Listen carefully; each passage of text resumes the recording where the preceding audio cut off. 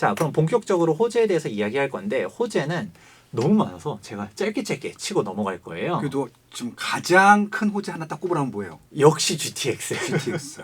GTX는 네. 정말 예. GTX B노선, C노선 제가 서울에서 3개의 환승지가 있다 했는데 네. 첫 번째 서울역, 청량리, 삼성 이 네. 딱 3개예요. 말만 들어도 중심지네요. 그중 하나가 네. 청량리다. 네. 그냥 청량리역에 GTX B노선과 C노선이 진행되고 있거든요. 제가 개발 호재 같은 경우는 누차 이제 강조하는 부분이 너무 개발 호재를 맹신하지 말아라. 이게 삽을 뜨기 전에는 네. 되는 게 아니고 이거는 긁지 않은 복권이다. 이런 표현 일전에도 한번 썼었잖아요. 맞습니다. 긁지 않은 복권이다. 예. 그러니까 딱 긁어봤는데 당첨되면 대박이지만 꽝일 수도 있고 그러면 여기서의 싸움은 무엇이냐? 일단 없다 생각하고 하는데 똑같은 입지들 중에서는 그래도 복권이 많은 데가 당첨될 가능성이 높겠죠. 네. 그리고 GTX 같은 경우는 사실 우리가 3기 신도시라든지 진행을 함에 있어서 경기권 반발을 잠재우기 위해서 사실상 정권에서 필사적으로 딱 추진하고 있는 사항 중 하나이기 때문에 이게 언제 완공되느냐 이걸 떠나서도 그래도 일단 진행은 된다 이 정도로 보시면 될 것 같고 GTX는 워낙 많이 이야기를 하다 보니까 네. 굳이 제가 뭐 이게 얼마나 파급력이 있고 상세하게 이야기를 안 해도 사람들이 GTX 2개 노선이 지나간다 이것만 보더라도 여기가 좋아지겠다 일단 네. 이게 보이는 거고요. 네. 그다음에 얘는 이미 연결이 끝났어요.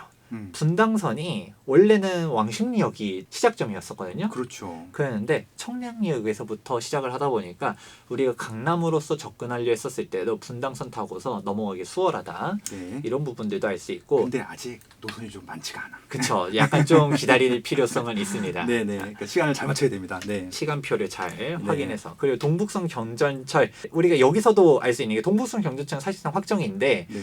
착공이 계속적으로 지연되고 있어요. 여러 가지 문제가 있을 텐데 일단 돈이 없어요. 그렇죠. 지자체가. 그래서 원래 뭐 18년도에 한다 했다, 19년도에 한다 했다, 20년도에는 착공할 거다라고 했었는데 이제 21년으로 지연될 것 같고 우리가 이런 것만 보더라도 개발 호재가 일단 삽을 뜨기 전까지는 그냥 호재로서만 받아들여라 이런 이야기. 그러니까 여기 지금 역세권 생기는 부지들의 토지 보상이 안 끝났어요. 그래서 이제 그런 부분들 때문에 조회. 근데 결국 돈이 없다는 얘기예요. 그쵸, 돈이 없다.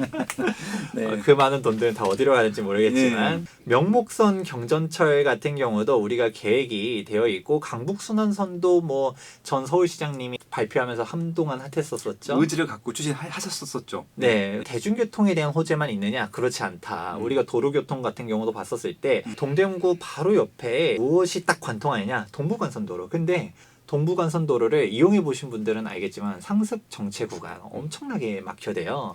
이 부분들을 개선을 하겠다. 어떤 식으로? 여기를 지하로 뚫어버리겠다라는 네. 부분이죠. 지하 사업을 하게 되는데 그렇다 보니까 기존에 있었던 도로 부분은 냅두고 땅을 파가지고 우리가 무료 도로도 깔고 유료 도로도 깔고 해가지고 고속화 해가지고 빠르게 갈 수 있겠다라고 하면서 움직이는데 그러면 기존에 있던 도로들은 어떻게 돼요? 이게 가장 큰 핵심이에요. 네네. 단순히 길이 빨라진다 뿐만 아니라 이 부분들을 우리가 생태 하천으로 만들어 버리겠다라는 것이죠. 동대문구 자연환경 보면 중랑천이 있긴 한데 사실 중랑천 이용해 보신 분들은 다 알겠지만 접근성이 매우 떨어져요. 그리고 좀 이렇게 좀 쾌적하다는 느낌이보다는 그냥 공터 몇 개 있고 자전거 탈 수 있다 그 정도 느낌이었어요. 중랑천이 딱 있으면 바로 양 옆으로 도로가 그냥 쌩쌩 지나가다 보니까 네. 넘어갈 수 있는 구간들도 많지가 않고 나들목이라고 하는데 한강은 많은데 중랑천은 별로 없었어요. 맞아요. 네. 또 바로 좌우가 차들이 지나다니다 보니까 쾌적성이 좀 떨어지고 먼지랑 같이 달리고 그렇죠. 먼지랑 같이 소음과 같이 달리고 소음과 함께 네. 중랑천이 있다 정도로만 이야기를 하지 이게 엄청나게 쾌적하다 이런 느낌이 아닌데 이 부분을 생태하천으로 갖다 복원하게 되면 이 자체만 하더라도 소음, 매연 이런 부분들이 사라짐과 동시에 동부간선도로도 빠르게 진행하시고 더군다나 생태 하천이 복원이 되면 쾌적성이 확 늘어나기 때문에 얘가 되는 거가 엄청난 호재다. 그러니까 이제 보통 주거지가 있고 그 다음 필요한 게 교통, 교육, 상권 생기고 맨 마지막에 환경까지 갖춰지면은 강남이 되는 거거든요. 그러니까 여기 지금 이제 이 동북권에서 제일 취약했던 게 환경 쾌적성 부분이었었거든요. 솔직히 산도 없고 공원도 없고 없어요. 워낙 구도심이라서. 근데 중랑천 자체가 일단 수공간이라는 이유만으로도 지금까지 굉장히 좋았었는데 거기다 녹지공간까지 지금 또 부가적으로 만드는 것들이기 때문에 이 지역민들 중랑천 주변에 있는 지역민들한테는 굉장히 큰 호재가 됩니다. 그렇죠. 엄청난 호재인 거고 음. 우리가 이렇게 해가지고 1권역, 2권역, 3권역 해가지고 이제 개발의 계획들이다.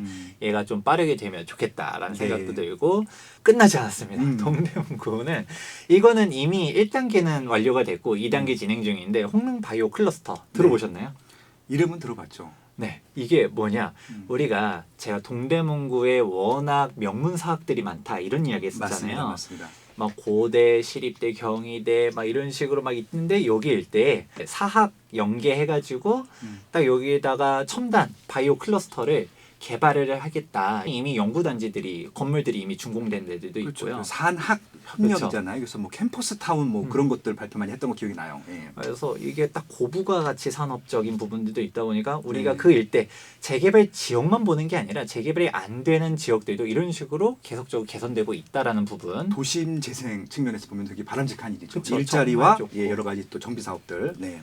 그리고 이게 좀 최근에 좀 핫하긴 했었는데 서울의 대표 도서관이 동대문구로 유치가 확정이 됐었어요. 그래요. 예. 이거 어마어마한 규모로 갔다가 지금 서울을 넘어서 그냥 대한민국에서 가장 큰 규모로 만들 거다. 주민들 편의성들까지도 같이 책조하신 분들은 잘 주목해 보시면 좋을 것 같아요. 이 도서관은요 지역민들의 보통 자랑이거든요. 조그만 도서관 들어도 되게 좋아하는데 큰 도서관 들어오게 되면 그 지역이 분명히 프리미엄이 될 것 같아요. 그러니까 교육 환경 프리미엄 올리는 것들이잖아요. 네. 그리고 이제 도서관이 좋고 나쁘고에 따지는 가장 기준 중에 하나가 뭔지 아세요? 어떤 거죠? 재책이 있으면 좋은 도서관이에요. 예. 없으면 맞습니다. 신청 좀 해주세요. 예, 김학렬 저자의 책들도 신청해 주시면 아마 그 도서관의 부가가치가 올라갈 겁니다. 네. 도대체 빠숑님 책이 없으면 네. collection 완성이 안 될 것 제가 같습니다. 10권이나 제 개인 도서를 냈는데 한 권도 없다는 게 말이 됩니까? 말도 안 되죠. 예, 무조건 신청하시기 바랍니다. 네. 빠숑의 세상 탑사기 좋아요 구독 만세. 만약에 봤는데 우리 도서관에 없다. 네. 그러면 민원을 넣어서 요청을 해주시는 네. 걸로. 농담 아닙니다. 네. 앞에 있었던 이슈들 같은 경우는 사실 안 되면 물론 안 되겠지만 예. 이제 되면 훨씬 좋아지는 것들이고 근데 얘네들은 사실상 확정이에요. 제가 재개발을 뭐라고 표현해요? 자체 호재라는 이야기를 해요. 그렇죠. 그 자체가 호재다. 다른 개발 호재 같은 경우는 교통 호재든 이런 부분들은 사실 걔가 착공되고 완공되고 이런 것들을 봐야 되는데 재개발과 재건축의 가장 핵심적인 법적인 차이 구분이 무엇이냐? 그냥 기반 시설이 양호하냐 불량하냐의 차이예요. 재건축은 원래 기반 시설이 잘 갖춰져 있을 때 우리가 목동, 압구정 보면 거기가 기반 시설이 떨어진다 이런 이야기 아무도 안 하잖아요. 그냥 거기서 신축 아파트가 들어서는데 재개발은 애초에 그 동네가 워낙 낙후됐었던 데를 개발하는 거다 보니까 그냥 그 일대를 싹 정비하다 보니까 우리가 그 지역 단순히 신축 아파트가 들어서는 게 아니라 거기 일대가 싹 변모된다 이렇게 보시는 거고요. 청량리가 작년에 엄청나게 핫했었던 거는 세 개 단지가 불꽃 분양을 했었어요. 그렇죠. 순차적으로 착착착. 그렇죠. 예. 대표적인 게 스카이 L65. 네. 청량리 예전에 588 이야기하던 데가 바로 여기였었는데 맞아요.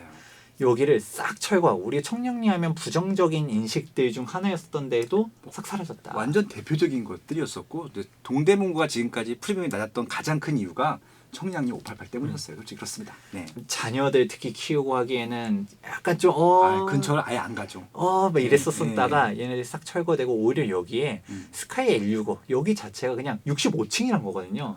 강북에서는 제일 높은 거 아닙니까? 그렇죠. 예. 동대문구를 떠나서 강북에서 진짜 높은 랜드마크의 성지가 될 것이다 이렇게 보는 거고 스카이 L65 말고도 우리 동부 청과시장의 한양수자인 그리고 또 효성 해링턴 해가지고 세 개 단지가 불꽃 분양을 작년에 하다 보니까 워낙 이슈가 몰렸었던 데들이고 얘네들은 이미 일반 분양까지 다 끝나다 보니까 지금 네. 이제 3년, 4년 뒤에는 싹 들어서면서 청량리 역을 중심으로 해가지고 다 정비가 된다. 이게 이제 주상복합이고 고층이라서 일반 아파트는 한 30개월 걸리는데 여긴 좀 시간이 많이 걸려요. 특별한 기술이 들어가기 때문에. 네.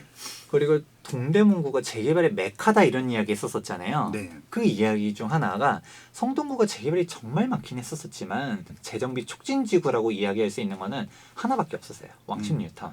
나머지는 좀 이게 몰려 있어서 그렇지 다 재개발, 네. 재개발 쭉쭉쭉쭉 모여 있었던 것이었는데 동대문구는 그냥 재정비 촉진지구만 3개가 있어요. 이거는 어느 구에서도 유일무이하거든요. 그러니까 보통 하나 정도 있거든요. 그렇죠. 한 개 구마다 많아봤자 2개. 많아야 2개. 네, 근데 보통 유일이 하나만 3개. 있죠. 네. 일단 전동 답신 뉴턴 여기는 이제 다 완성돼가지고 네. 가보면 아파트들 싹 들어서 있고 가격도 잘 잡아져 있고 그러니까 이게 굉장히 좀 아쉬웠던 게 초반에 완전 미분양이었었거든요. 그쵸. 그래서 지금 다들 아쉬워하고 있죠. 그쵸? 제일 많이 올랐으니까. 아, 동대문구 분양가가 얼마였었는데 이렇게 생각해 보면 다 1,000만 원대 초반이었어요. 초반에. 그러니까 사람들이 네. 동대문구 하면 딱 이게 인식이 이랬단 말이에요. 맞아요. 동대문구가 사실 그렇게 좋은 동네라고 생각 안 했다가 음. 전동 답신 뉴턴이 지금 막 14억 이렇게 가다 보니까 사람들이 이랬는데 음. 또 전동 답신 뉴턴이 살짝 아쉬웠었던 게 우리 청량역으로 갈 때 여기가 동네가 좀 그렇게 안 좋았었는데 그러니까 588 때는 그랬다니까요. 그게. 그렇죠. 여기가 제가 방금 얘기했었던 거 뭐.